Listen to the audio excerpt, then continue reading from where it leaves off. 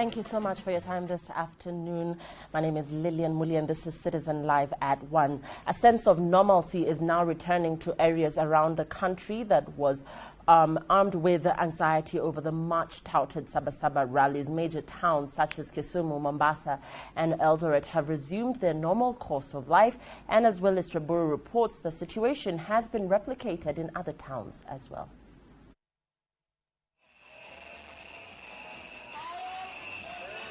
A day after the Sabasaba rally organized by the opposition court,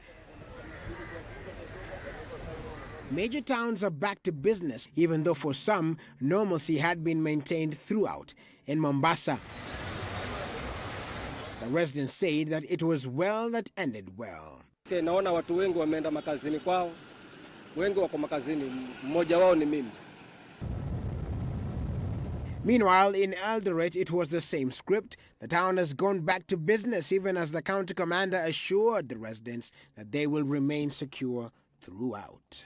I'm happy to report that Wasinigishu has got no reported incident, and I hope that we shall continue that way, and I urge the residents to continue maintaining the peace throughout.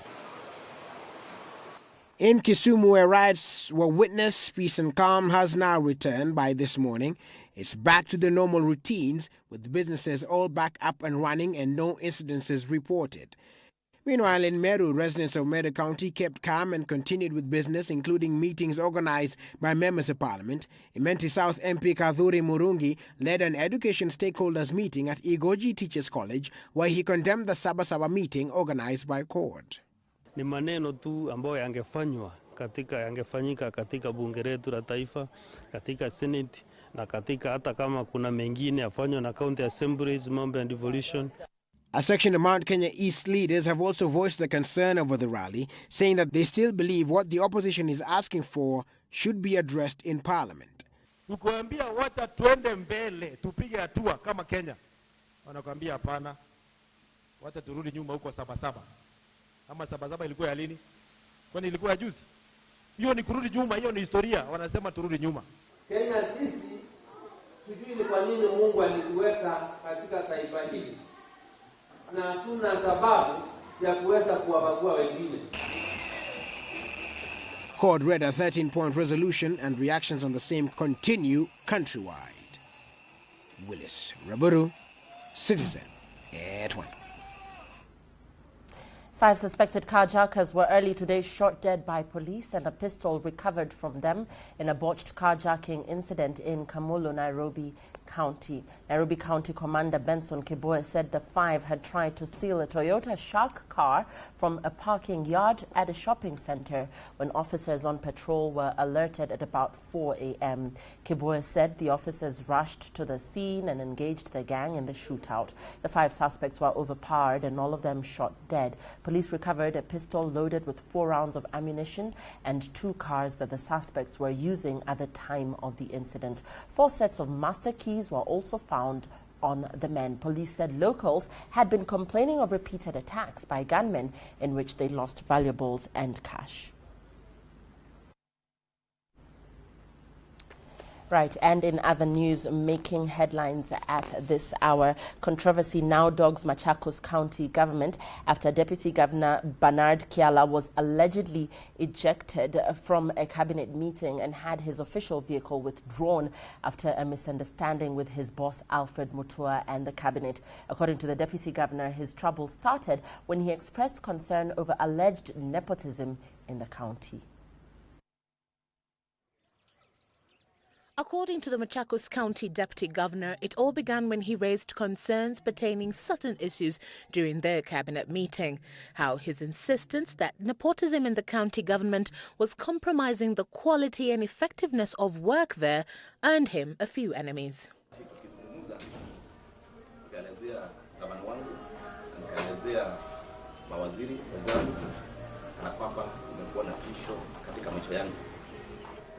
Pia ni jambo ambalo nikataka pia kuzungumzia, lakini wakati nilipotaja hivyo itasemekana ya kwamba nimekuwa nikizungumza masuala ambayo yanaonekana kama yanalenga serikali yetu, na nikaambiwa ni lazima niondoke kwa mkutano wa cabinet na mimi nikaondoka. Bernard KWALE thought it was just a minor disagreement, but when he left the office, he found that the number plates of his official vehicle had been removed and was informed that there were orders to hold the vehicle, forcing the Deputy Governor to seek alternative transport home.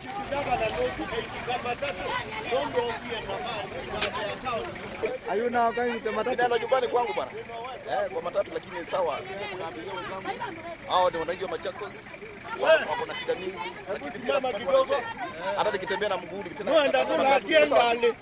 It is a turn of events that has raised a few eyebrows. We were elected by those people to fight for them. If he's fighting the deputy governor because he's talking about the issues which are making the people of Machakos cry. We must be firm and defend our constitution. We took the oath of office when we were taken to the assembly. The deputy governor, however, says that he will not be cowed and will continue to, quote-unquote, make noise if things are not working well in his government. Evelyn Omboy, Citizen Live at 1.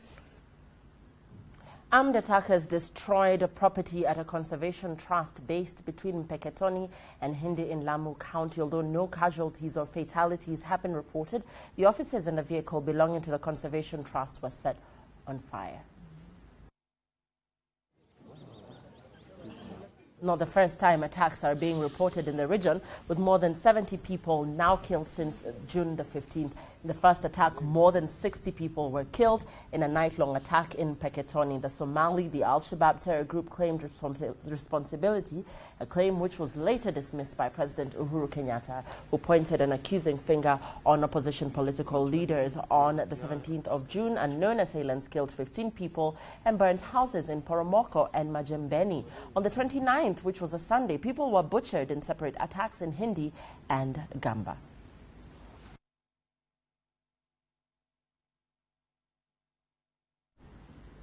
And a Kirinyaga law court has destroyed over 2,000 rolls of BHANG estimated to cost 2 million shillings. 2 suspects were arrested in connection with the drug haul and charged before Wanguru law courts in Kirinyaga County. The 2 accused, Eliud Mbui Washira and Peter Kinywa Mwaneki, were charged of drug peddling on the 1st of May last year. The 2 were, however, acquitted on what the magistrate termed as technicalities. The exhibits in this case were about 2,000 balls of BHANG or cannabis with a street value of about 2 million shillings. And the law requires that after a case comes to an end, then the exhibits have to be destroyed. And as a sign of its determination to fight drug use in the county, local authorities set the consignment on fire with a warning to those in the trade and drug users their days are numbered. We as the police will continue arresting these people so that we may be able to stop these drug peddlers within the area of Wanguru. The consignment of BHANG was seized at Kariko village in Mwea constituency and is estimated to cost 2 million shillings. Liz Anyango, Live at 1. Residents of Lunga Lunga in KWALE County have reasons to smile after they were issued with title deeds for their land. At least 400 residents received the title deeds from KWALE County Commissioner Evans Achoki. Speaking during the event, Achoki urged the residents not to sell their land, but instead use the document to empower themselves. He warned that whoever gets a title deed will not be regarded as a squatter. Among those present during the issuance of the title deeds were Area Senator Juma Boy. Baba kwa sababu ya rais wetu.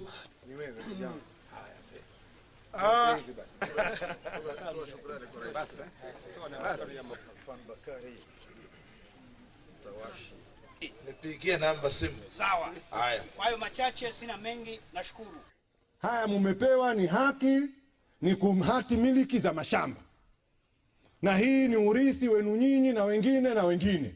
Hatutaki kusikia ya kwamba wananchi wamegombana, ya kwamba wananchi wameshikiania mapanga juu ya mashamba. Tunataka mashamba haya yaweze kuwasaidia kuinua uchumi wenu. Mkitajirika, nchi inatajirika. And residents of Wamagana Tetu sub-county have rescued a man who has remained bedridden for close to 1 year after family members and relatives allegedly refused to take him to the hospital. Area MCA and chief came to his rescue after they learned about his condition. Abdirahman Abdullahi has the details.